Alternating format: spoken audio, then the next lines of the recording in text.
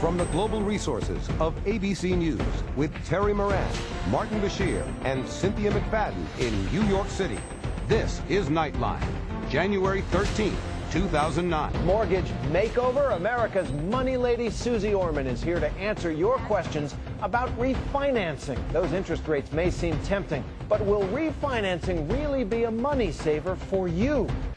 Well, when we come back, we'll switch gears to the economy. Financial guru Susie Orman is here to tell you whether now is the time to refinance. Well, let's turn now to the economy. Interest rates right now are so low they may seem impossible to resist. But crunch the numbers, and you just might find that refinancing your mortgage to lock in a new low rate will cost you more in the long run. Our Vicki Mabry asked financial expert Susie Orman to break it down in tonight's installment of our special series, America's Economy. What's the fix? There's a slight thaw in the mortgage market. What's heating up is refinancing. So we asked for tips from America's financial guru, the money lady, Susie Orman. Her new book, The 2009 Action Plan, is filled with tips about what you should and shouldn't do with your money right now. Do the numbers. Numbers don't lie. One thing you might want to do is refinance. If so, analyze your financial situation. So here's what you would do. Look at what your monthly mortgage payment is right now. Let's say it's $1,000 a month. Just let's say that's true. And if you were going to refinance, and let's say that's a $150,000 mortgage, you're going to refinance from about a 6% interest rate down to maybe 4 3/4% interest rate. And let's just say your payments going, to go down. And let's say you're going to save on that maybe $200 a month. Sounds great, right? But Susie says, do the math. So you're now saving $200 a month, but it's going to cost you $5,000, let's just say, to refinance. You would divide the $200, your savings, into the amount of money, your closing costs, that it's going to cost you to refinance, and that will give you a specific number of months. If you're going to live in that house longer than the months that it will take to catch up on those closing costs, refinance. If, however, you're not, don't refinance. First, take a look at interest rates. Unfortunately, most people spend more time selecting their tie than trying to figure out if they should refinance or not. Michael Moskowitz is a mortgage banker who's been in the trenches for 25 years. He says he hasn't seen rates this low in decades. The old rule of thumb that everybody's talking about used to be 2%.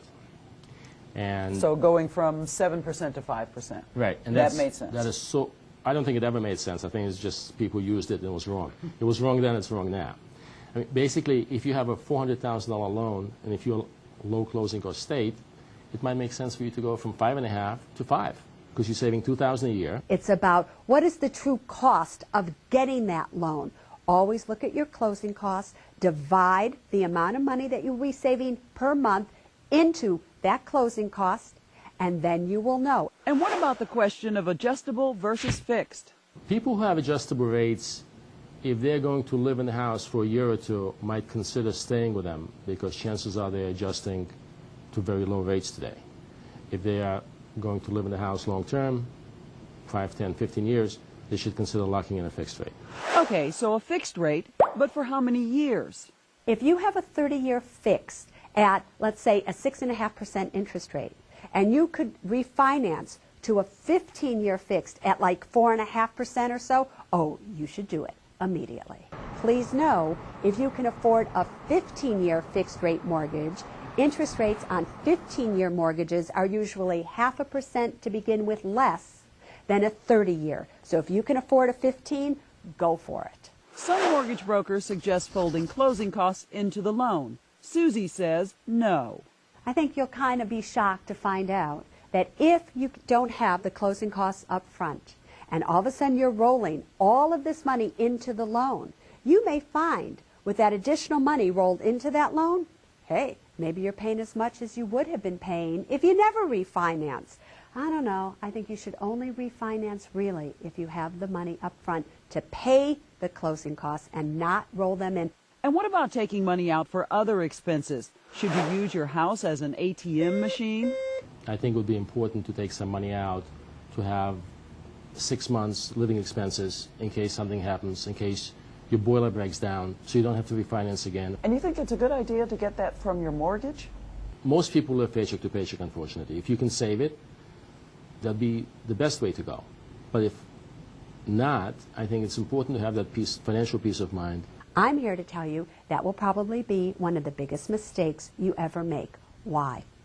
Because if you lose your job, we're getting into a period of high unemployment. If you happen to be one of those who loses their job and you can't make the payments on a home, you're going to lose your home. If you can't make your payments on credit cards, what can they do to you? They can't take your home. You are never, ever, ever to take secured debt, which is the equity of a home, and use that to pay off unsecured debt, which is credit card debt. That is a serious, serious mistake.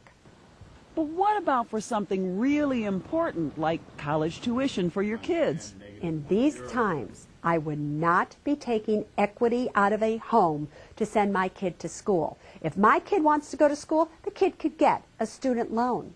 The kid could get a, subsidized staffer loan, unsubsidized staffer loan. You could get a plus loan for your child. You can do many things, but do not risk your home. Not here, not now. On a $120,000 loan at 4 1/4. And how do you know when rates have reached bottom? When they start climbing again and you miss the low. This is Vicki Mabry for Nightline in New York. The moral of the story, one size does not fit all. Our thanks to Vicki for that.